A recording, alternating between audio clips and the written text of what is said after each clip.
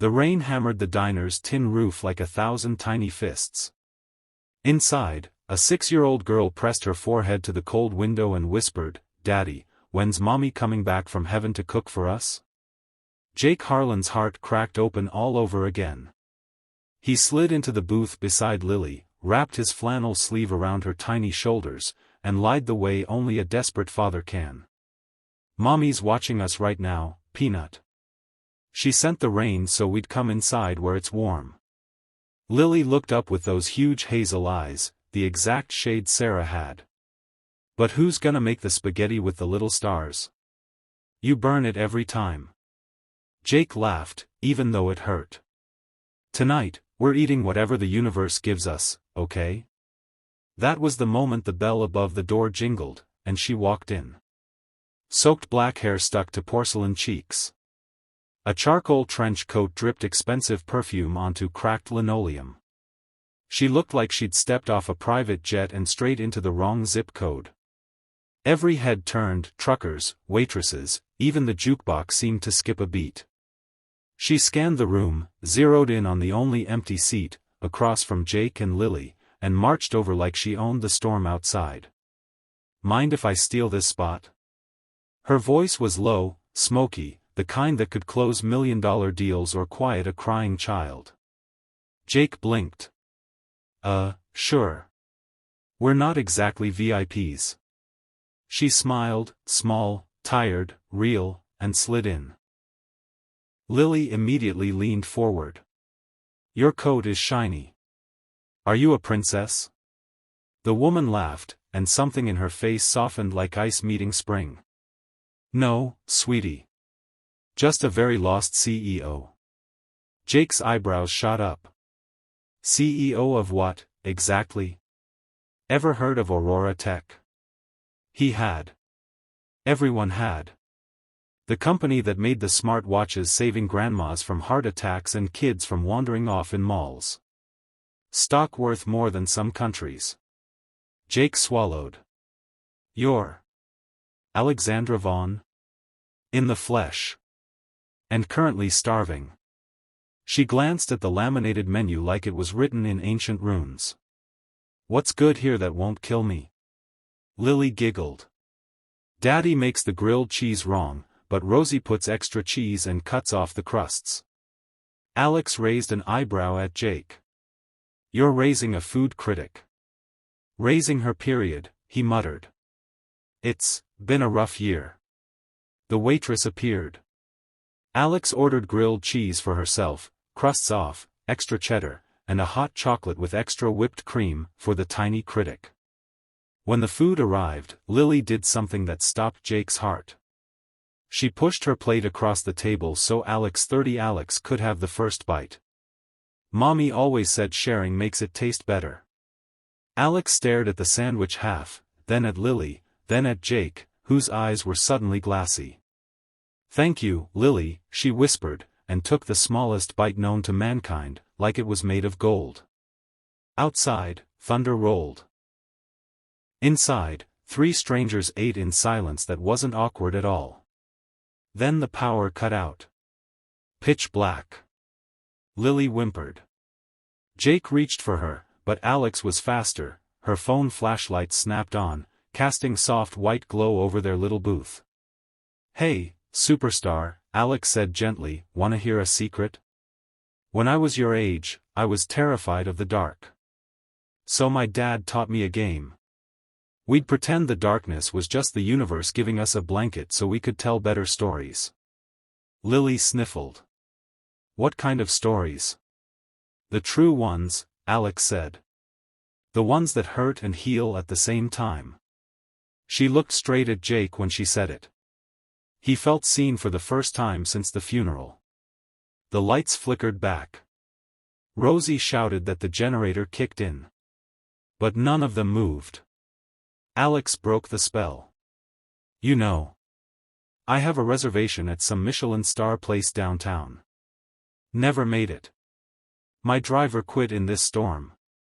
She hesitated. "Any chance you'd let 2 soggy females crash your dinner plans? I make a mean star spaghetti." Sarah's recipe looked easy on Pinterest. Jake's mouth opened, closed. You looked up my wife's recipe? I googled best spaghetti with star pasta on the way here. Hers was the first hit. The photo. Lily looks just like her. Lily tugged Alex's sleeve.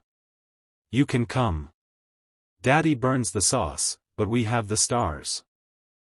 And that was how a billionaire CEO ended up in a cramped apartment above a laundromat, wearing Jake's oversized army sweatshirt, stirring sauce while Lily helped by adding precisely 27 star pastas, one for every year Mommy had been alive.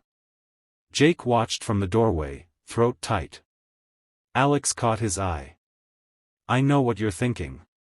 This is insane. Little bit, he admitted. I don't do insane, she said, wiping sauce off Lily's cheek with the tenderness of someone who'd never been allowed to be soft. I do lonely. Insane is just the price.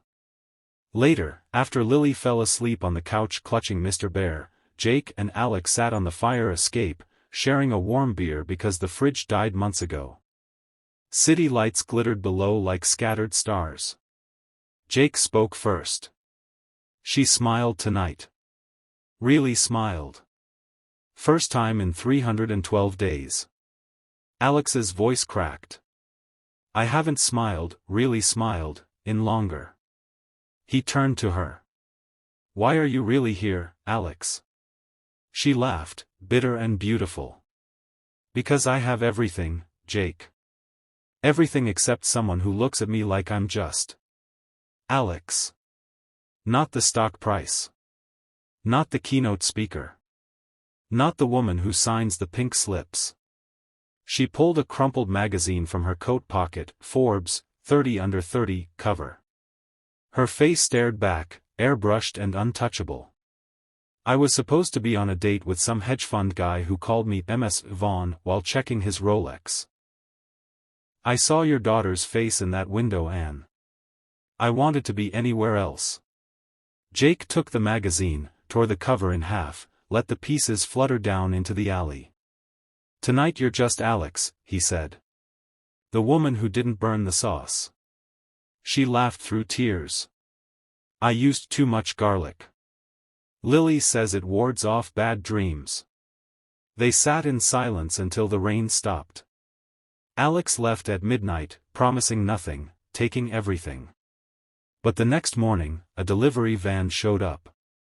New fridge. Groceries. A tiny envelope with star-shaped pasta and a note in sharp handwriting. Round 2 tonight? I brought Parmesan that costs more than your rent. Don't be proud. Jake stared at the note so long Lily had to tug his sleeve. Daddy, are we keeping her? He exhaled.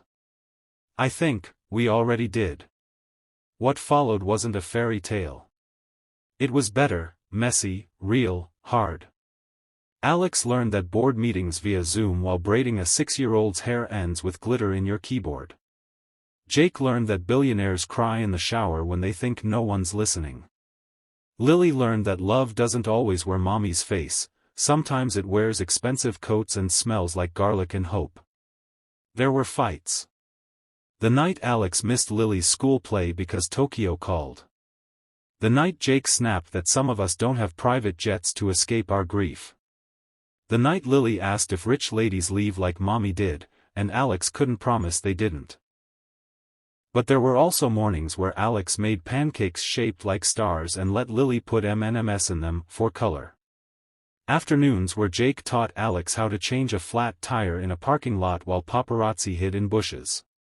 Nights where they slow danced in the kitchen to Sarah's favorite song, Alex whispering, "Tell me about her," and Jake finally able to, because someone was strong enough to hold the pieces. A year later, exactly 730 breakfasts, 312 burnt grilled cheeses, and one viral video of a CEO crying at a kindergarten graduation, Alex stood in the same diner where it began. This time she wasn't alone. Jake knelt in sawdust, he'd been fixing the jukebox Rosie swore was haunted. Lily stood beside him holding a tiny velvet box like it was the Stanley Cup. Alex's heart stopped. Jake's voice shook. Alexandra Vaughn, you crashed into our storm and became our sky. Will you marry us, the broke mechanic, the tiny food critic, and the goldfish named Spaghetti? Lily opened the box. Inside was a ring made of white gold shaped like intertwined stars. Simple. Perfect. Nothing like the rocks Alex usually wore. Alex dropped to her knees right there on the greasy floor, saw stains and all. Yes, she sobbed. 1,000 times yes. Rosie cried. The truckers clapped. Someone's phone filmed the whole thing. That video, raw, shaky, real, hit 10 million views in a week. Comments flooded. She found love where her GPS failed. Proof that stars look like pasta if you're brave enough to taste them. Single dads deserve fairy tales too. At the wedding, small, backyard, string lights and food trucks, Alex wore a simple white sundress. Jake wore the same flannel from the night they met, now patched at the elbows by Lily's clumsy 6-year-old stitches. When the officiant asked for vows, Alex went first. I was rich in everything but time, she said, voice steady. You taught me that love isn't efficient. It's not a quarterly report. It's burnt sauce and 2 a.m. nightmares and choosing to stay anyway. I spent 30 years building an empire. You and Lily, you're my forever acquisition. Jake's turn. He didn't have notes. Sarah, he said, looking up like she could hear, I hope you're proud. I was drowning, baby. She didn't just throw me a rope, she jumped in with me.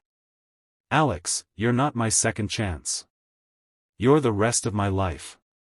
Lily had the final word, standing on a chair between them. I now pronounce you my mommy and daddy. You may kiss before the cake melts. They did. And somewhere, in the sky Sarah always promised to watch from, a new star flickered, shaped exactly like pasta. Years later, when people asked how the CEO of Aurora Tech ended up married to a small-town mechanic, Alex would smile and say, I followed the rain. It led me home. If this story made you cry, laugh, or believe in second chances, hit that like button like it's the doorbell of love. Subscribe for more stories that remind us the best things in life aren't bought, they're shared over burnt spaghetti with tiny star pasta.